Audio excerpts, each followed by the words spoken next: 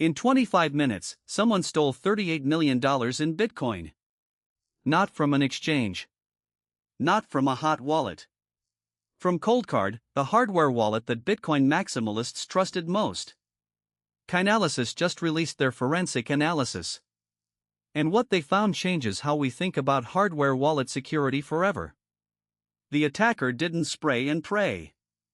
They studied the wallet population first, identified the biggest targets, and hit them in a precise, calculated sequence. Roughly $30 million in the first 10 minutes. 500 wallets drained in 25. One victim lost $1.8 million alone. Here's exactly how it happened, why a simple firmware update won't fix it, and what this means for the future of Bitcoin self-custody. Chainalysis used their Reactor investigation platform to trace the flow of funds. What they found was a deliberate, surgical operation. 3 of the 10 largest affected wallets held at least 10 Bitcoin each, about $636,000 at the time. The attacker went after these first. The transaction values declined rapidly over time. That's not random. That's a sweep pattern. Hit the biggest scores first, then expand to smaller balances. Why does this matter? Because prioritizing larger balances reduced the risk that warnings, exchange freezes, or defensive transfers would limit the attacker's most valuable opportunities. By the time anyone noticed, the biggest paydays were already gone. So how did this happen? The vulnerability wasn't in Coldcard's latest firmware. It was in seeds generated on MK3 devices running firmware versions 4.0.1 through 5.0.3. A software bug stopped the device's hardware random number generator from working properly during seed creation. Instead of using true hardware entropy, the device fell back to software-generated randomness. This reduced the number of possible seed combinations dramatically. Not to a trivial number, but to a number a determined attacker with sufficient compute could brute force. The attacker recreated private keys offline, then searched the blockchain for wallets that matched. Dormant wallets, addresses that had been inactive for years, commonly holding between 0.15 and 0.26 Bitcoin. Block's investigation team, the company behind Bitkey, was the first to notice something was wrong. Bitkey engineering lead Clay Garrett described an unusual request pattern.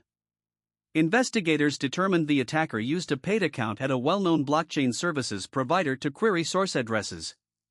The provider's internal records matched the suspected number, timing, and sequence of requests with what Garrett called extraordinary specificity. Block found no evidence the provider knowingly participated. But the trail was clear. The attacker had a systematic workflow. Query addresses. Check balances. Sweep the biggest targets first. Here's the part that matters most if you own a Coldcard. Chainalysis was explicit. If you own a Coldcard device, applying the latest hotfix is not enough to protect a seed that was generated on vulnerable firmware. Installing the firmware update fixes the bug for new seeds. It does not fix seeds already generated on vulnerable firmware. Those seeds are compromised. Period. If you generated a seed on a Coldcard MK3 with firmware 4.0.1 through 5.0.3, you need to do 3 things. 1. Create an entirely new seed on patched hardware. 2. Send a small test transaction first. 3. Confirm the receiving address on the hardware screen. Use a strong BIP39 passphrase for additional protection. Chainalysis continues monitoring for ongoing attacks. CoinKite CEO NVK put it bluntly. If you generated a seed using a Coldcard wallet, move your funds now. This hack isn't just about $38 million. It's about a foundational promise of Bitcoin. Bitcoin commentator Guy Swan called it the most damaging failure of self-custody the industry has ever seen. He said, "This isn't an exchange getting hacked because of hotkeys. This is thousands of individuals having their personal private keys recreated out from underneath them." ARK Invest's Lorenzo Valente was even blunter. He said the self-custodial hardware space is a disaster at this point.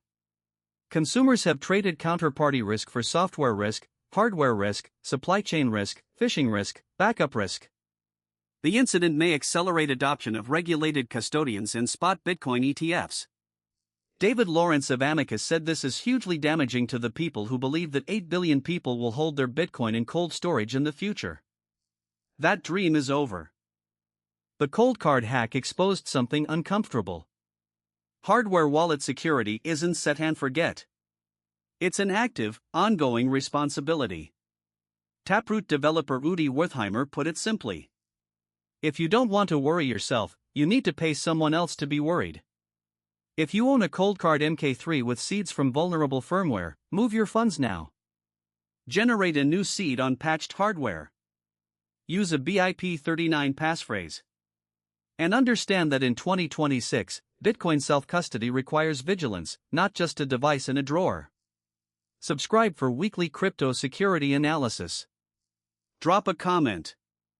Do you still trust hardware wallets after this? I'll be reading every reply.